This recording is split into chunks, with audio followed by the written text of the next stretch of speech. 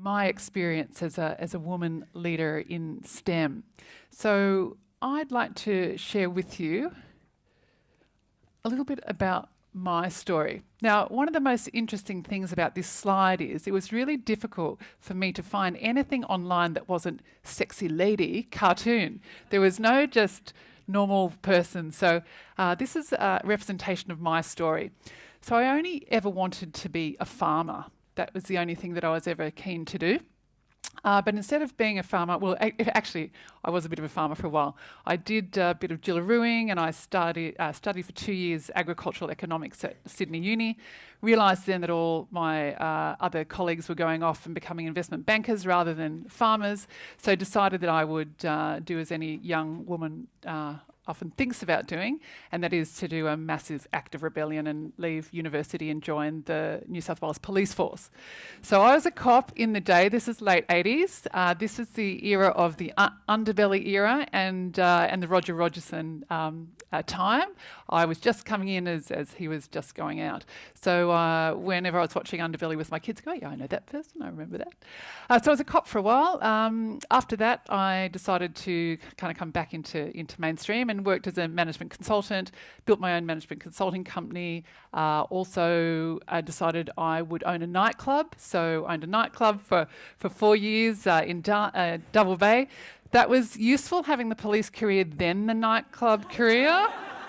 That was super useful. Used to get a call from the cops ahead of time. We're going to do a drug bust. You better get everyone out. So that was super useful. After that, I decided the logical career after being a police officer and a nightclub owner was to pursue my academic career. So I managed to knock out 3 degrees, all at New South Wales Uni. Laugh myself. New South Wales Uni, so bachelor's degree, master's degree in Australian studies. In particular, I'm interested in Indigenous studies. And then went on to do a PhD in organisational behaviour. So at that time, I was kind of looking at industry, and I had built a couple of companies, and I thought, what's really coming? What is coming? And what I could really see and feel was that the rise of technology, and particularly automation and the coming of robots, the coming of machines, was going to come pretty quickly. So I finished my PhD in 2007, and my PhD thesis was computer technology, the role it plays in substituting for human leaders. Right, which is kind of, pretty edgy. And all my professors at the time said, oh, this is science fiction, this all is never going to happen. I said, yeah, I'm pretty sure it's coming. And sure enough, today we are here with AI being the largest, fastest growing tech sector in the world, $35 billion invested into AI this past 12 months. Now, I did those 3 degrees, did my PhD, and then wanted to go back to industry. So 4 years ago, I founded a company called Flamingo Ai, and we provide a machine learning-based technology solution for large financial services companies in Australia and in the US. So I have an office in Sydney, an office in New York, and also in Hartford, Connecticut. And we build these machine learning-based brains that help employees, augment employees. So in my view, artificial intelligence does 2 things. It amplifies existing legacy systems, and it augments humans. And we're going to see as time comes pretty quickly, within the next 5 years, 40% of jobs automated in fields such as retail, hospitality, tourism, banking, other financial services, insurance, where the machines start to take over and start to be doing work on behalf of humans. So I thought this was pretty important. And so founded this company, and then went on to list it on the ASX. So we were one of the first AI companies ever to list. And indeed, I was the second only woman CEO with a woman chair ever to list on the Australian Stock Exchange, which was, thank you. That was pretty good. And in during this, at this stage, people go, "Oh, okay, so she's single, person." And I am actually the mother of 5 kids. So these are my children, all pretty big. The youngest is 15 now. So have managed to kind of navigate this. How do you do family? How do you do relationships? How do you do business? How do you be a STEM woman and try and make all this happen? And I do believe absolutely that we are able to have it all, but not necessarily all at the same time. Okay, so what's gone well? What are the good things that have happened? Well, I founded an AI startup, set up the company in Australia and the US, listed on the stock exchange. We've raised $25 million. We've won big brand accounts. And we've got a highly diverse workforce. So we make sure that diversity and inclusion is at the heart of everything we do at Flamingo AI, above everything else. And indeed, we have hired PhD interns. And in fact, one of our interns, Chakave, her name is, halfway through her PhD, she's now become, doing 20 hours a week with us, our leading data scientist in the business. And she's absolutely outstanding. So this is the good stuff. And as a young company, so not quite 4 years of age, we are, it's very unusual for us to be listed. So this is a difficult path for us. It's not been easy, and it's very unusual for startups to be on the ASX. And so with that path, with me being in STEM, in technology, in financial services and listed, there's not too many of us women on that path. So I'm probably one of the pioneers here. So what it means, it hasn't always been easy. So today I promised in this talk, and I like to be as authentic as I can, to tell you about some of the hard parts of this as well. This is kind of not just an easy path. So here is a couple of stories that I wanted to share with you. So this one on the left was a story written by the Australian Financial Review a couple of months ago, which talks about the fact that when we were raising money at Flamingo, I went and presented to a bunch of investors, and one investor rang one of my board members after the meeting and said, okay, we're interested in investing in Flamingo. And the director said, okay, great. What would you like to put in? They said, oh, we'd like to put $1 million in. We said, oh, that's fabulous. And then the investor said, on one condition. And I was kind of in the room when my director was taking the phone call, and I said, okay, what's the condition? And you could see sort of the blood draining out of my male director's board member's face. He goes, oh, okay, sure, yeah, okay. I said, what's the condition? Is it to raise revenue? Is it to reduce cost? Is it to acquire customers? And my director said, no. They'll give you $1 million if you, the female CEO, take your nose ring out. And I said, what? You cannot be serious. And they said, let me just double check. Yeah, we're serious. If you take your nose ring out, there's $1 million on the table for your investment. So no, my nose ring at the time was much smaller than the one I have in now. So the very next day I went out and I went, okay, yeah, that's not going to happen. So I bought this larger nose ring. But the point was, was this okay? No. Whether it was me, whether I was a male or female, it was not okay. Would they likely say it to a male who was a CEO of a tech company? Don't know. Maybe they would, maybe they wouldn't. But to me, it was, this was not okay. So this is known as the $1 million nose ring. Another thing just recently I did is, after 4 years of running the company, decided I would step back into the founder role, executive director role, and appoint a CEO. So I've appointed a gentleman called Olivia Cordlier, who is fantastic. And then we did an announcement to the market that I was stepping into the founder role and executive director role and out of the CEO role. And I regarded that as I'm stepping up. And a lot of people, and even the media, said, oh, are you stepping down? I said, no, I'm not stepping down. That's ridiculous. I'm stepping up, meaning Ollie has to step up and the rest of the company has to step up. So no, I'm stepping up. Anyway, so we did a note out to all of our investors. Now, these are people who've invested money in the company because they want to make money and they want to, you'd think, support us. Well, this is an email I got straight away that went to all of my staff once we'd sent this notification out to investors. And it says there, that you guys at the back, subject, Flamingo's latest announcement, appointment of CEO and leadership update, where we said Catriona was stepping into the founder role, and the response from the investor was, good, Catriona was bloody useless. Right, at the top, the announcement came out, and an investor said, dump if you still own stock directly, because we don't want to fund Catriona spending 2 days a week telling women in leadership forums what a genius she is. How ridiculous. So these are comments that I get every day of the week. Every day of the week. And I'm quite immune to it now, but I wasn't always. And here's a cracker. This one, I'll read it out to those at the back.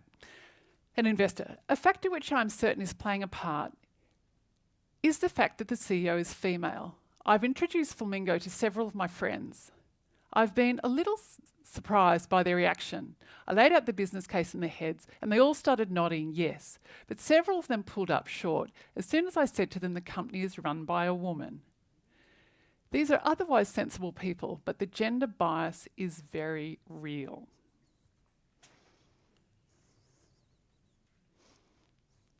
So we are still dealing in a world where unconscious and conscious bias is not only experienced but expressed. And it's pretty hard.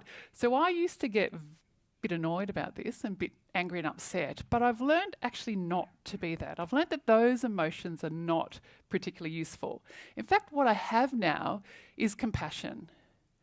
I have compassion for the people who are saying this, for compassion because I don't believe we yet, as a community or society, have done a good enough job in really helping people.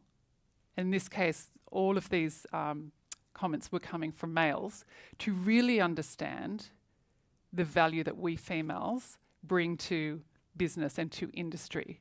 So I take responsibility for that, and hence why I'm very happy to continue to talk and share my story as we go through to see if we can actually change some of these ways of thinking.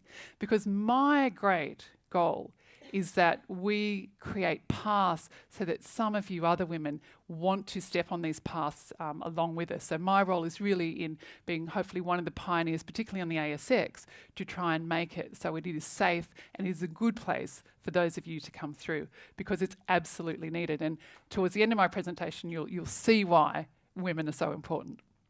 Okay, so we get through the hard stuff. And so here's what I've learned. And this is not based on research, this is based on me and my experience now being a tech leader in STEM. So you women, we just have to be comfortable with being uncomfortable.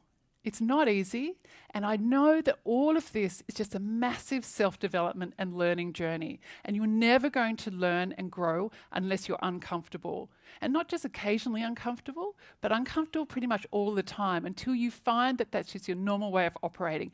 And then it's actually lots of things you can face, lots of things you can get through. But be unconventional. This is my greatest learning.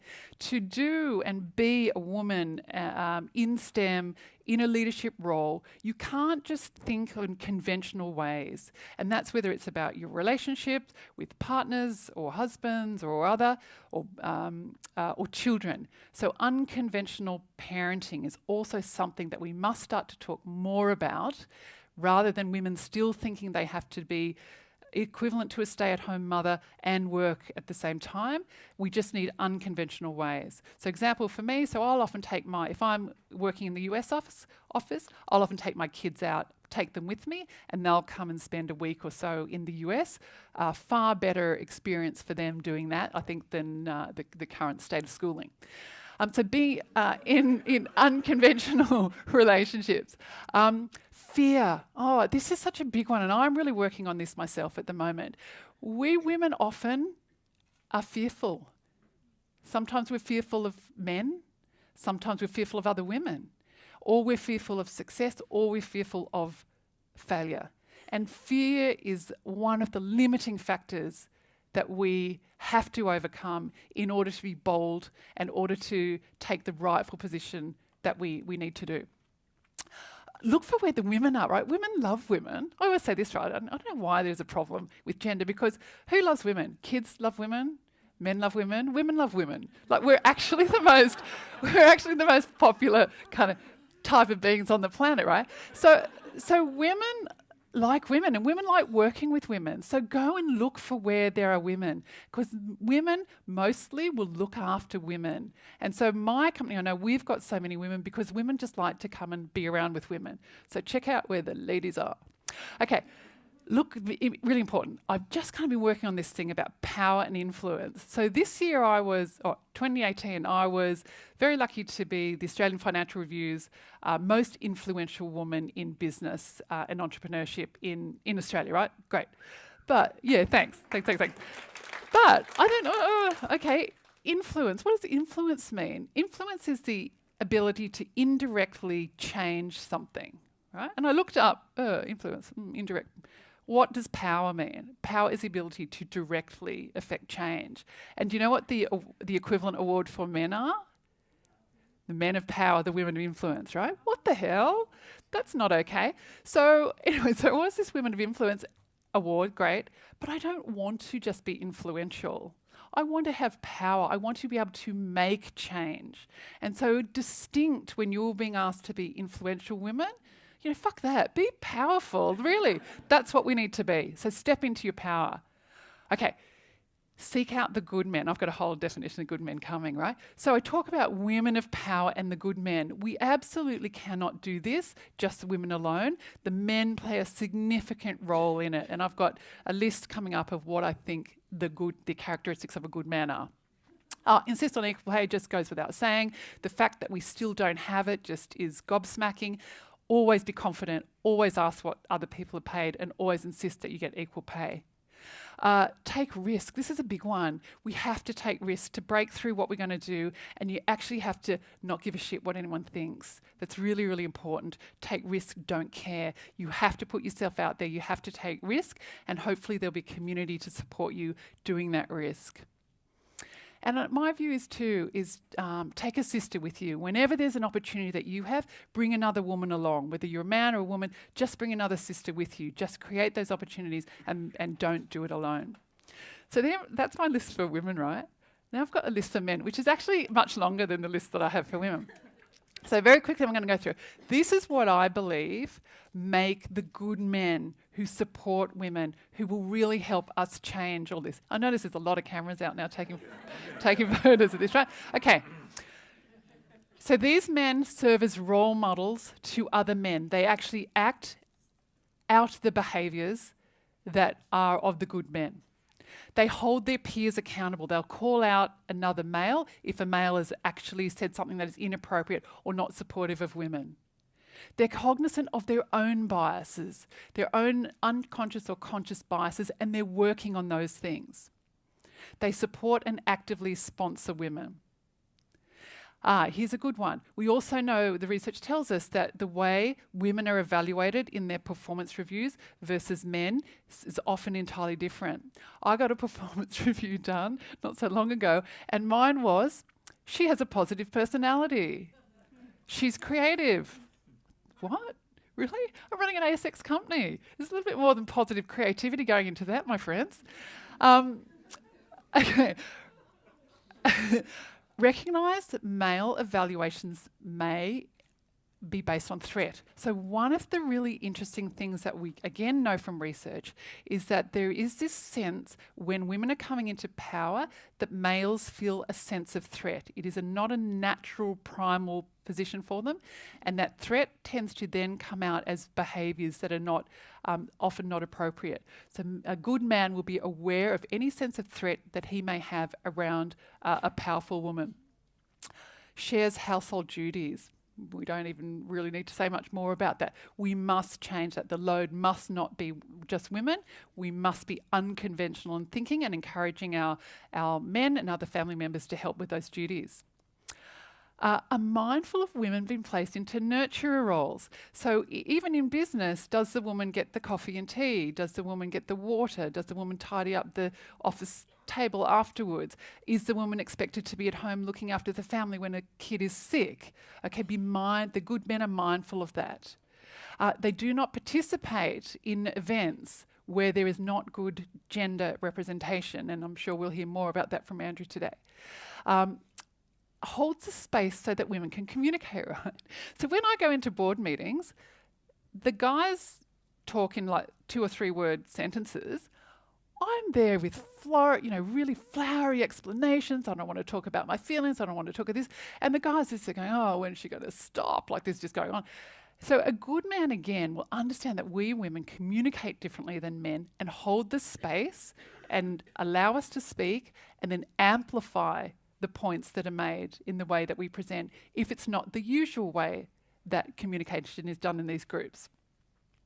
And then the really, really important one, and again, today is a great example of this, the good men support and promote the stories of women so that we can have that profile and women can provide that role modelling for women coming behind us or alongside us. So that's the good men. So obviously that's really important, and we can put up very good productivity for the country arguments. We need to be a more creative nation, more innovative, and that's all good reasons for having gender diversity, having more women in STEM. But I've got another really, really important reason why we absolutely must get more women into these topics, particularly in my area in technology. Currently, 90% of coding of all machine learning and artificial intelligence is done by males. And we're looking at, in the next 2 years, 1.8 million jobs being replaced by machines or AI, 2.3 million jobs being created, 6.2 billion hours globally of worker productivity being saved because of the coming of machines. Now, these machines, this emerging tech, 90% of it is coded by males. And inherent in that, we're already starting to see biases built into the code. So one of the things is, if we don't get women in tech, if we don't get women in STEM, we will build machines, we will essentially hard code society's existing problems straight into the machines that will be running our lives, not just our businesses, but our lives at home. And likely the jobs that are going to be displaced, that 1.8 million in the next 2 years, are 90% of them are the jobs of women and minorities. And that is just not okay. We need to change that. So beyond the productivity argument, beyond the creativity and innovation argument, we have an absolute imperative to change this. So I'm going to show you what that means when people go, oh, okay, what do you mean bias in the code? How is it already coded? So what I'd love you to do is get your phones out, mobile phones out, please. And I'd love, I'm going to go, this part of the room, if you could do just Google best CEOs in the world. Okay, and then the back half, so from that gentleman in the orange tie, can you put your hand up? Can you put your hand up? Be strong and proud man in a group of largely women. Behind this gentleman, could you Google the most intelligent people in the world? And this group here do unprofessional hairstyles. And hit images. So you Google it. So this guy, you guys are doing best CEOs in the world. Back of the room, most intelligent people in the world. Front of the room, unprofessional hairstyles. Hit images. And then we're going to have a look at what you find.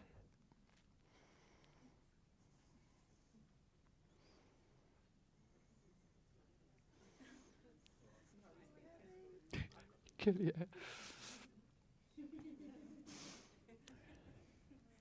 Okay, so let's do images at the front. Who'd like to stand up and tell us what you see in this side of the room? Okay, and it'd be great if you could stand up, just let us know your name. What predominantly are you seeing there? What is, yep, yeah, great. Hello.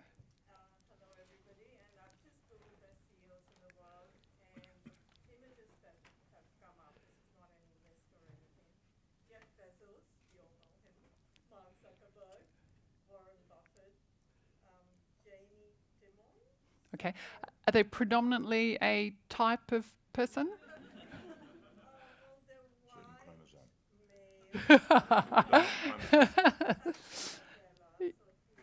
Yeah. Okay, no. But they're predominantly male, predominantly white male. Yeah. Yeah. Great. Okay. Great. Thank you. So the AI has already learnt that is what the best CEOs are. Interesting. Guys down the back, most intelligent people in the world. What do images? What do they look like? Anyone like to stand up and let us know what you found?